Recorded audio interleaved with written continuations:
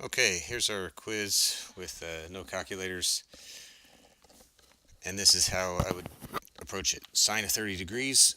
So I'm thinking I'm going to draw a picture, 30 degrees.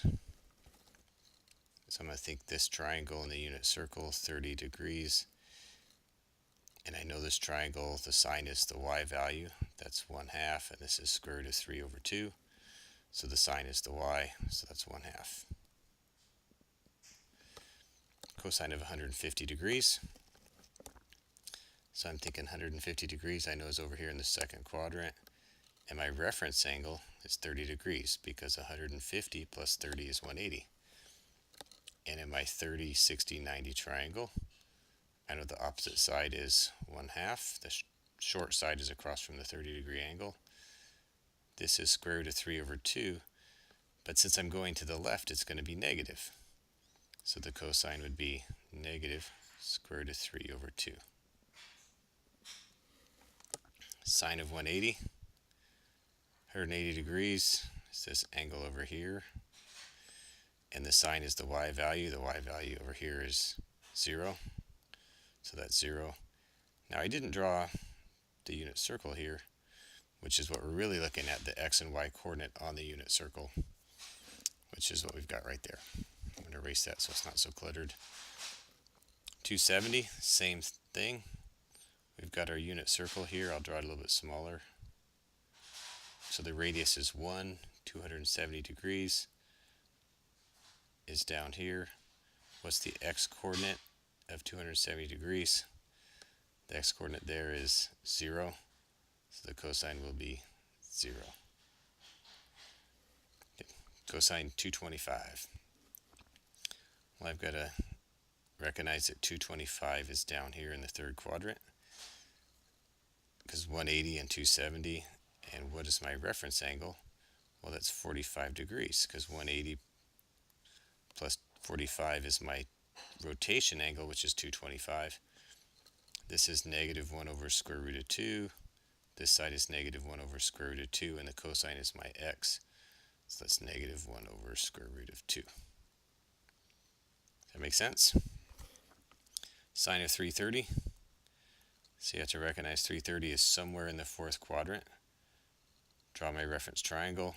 360 is all the way around. So this would be 30. The sine is the y coordinate. Erase that.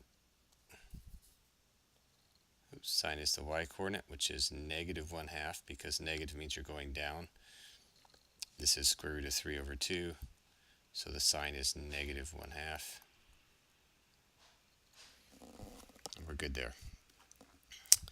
All right, sketch a periodic function with period 2 on the graph below. Start at -4. So I'm going to make this a little bit bigger. Sorry about the marks being so small.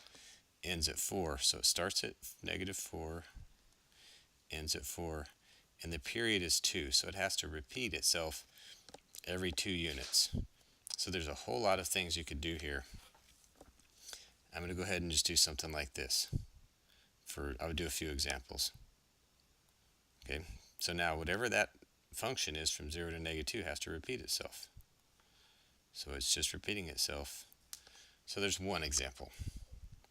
Okay, let's do another one. I'm going to erase that. Let's take a look at another one. What if it did this? So there's 2 units, so it's got to repeat itself. Every 2 units, it's repeating itself. There's another example. Okay, how about this? I saw some of you guys did something like this.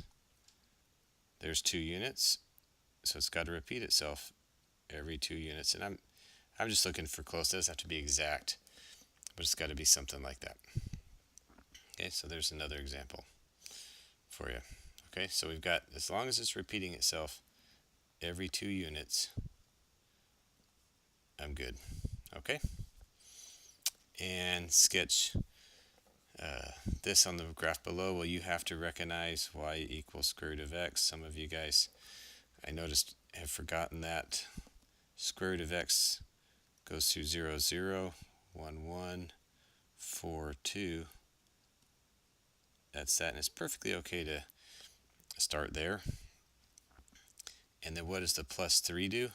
plus 3 shifts it 3 to the left. So I'm going to put this dotted line in here, 3 to the left, and then I multiply the y values times -1, so that's going to reflect it this way. Oops. And then the plus 2 shifts everything up 2. So that point goes up 2, that point goes up 2, this point goes up 2. So as a sketch, and I can't change colors because it's behind my menu up above. So it's going to go something like that as my final graph.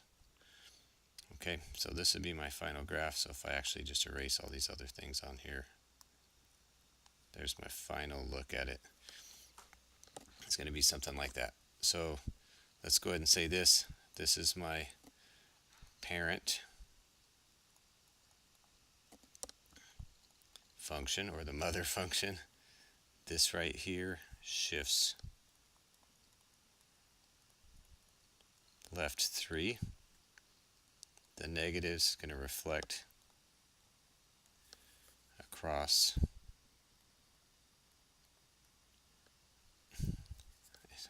spelling here, what?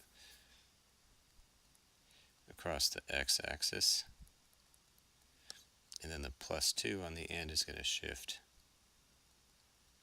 up 2. Okay, so that's our final look at that, and go from there. All right, so I will post the video as well as just a hard copy of this for you. All right, good job, I hope.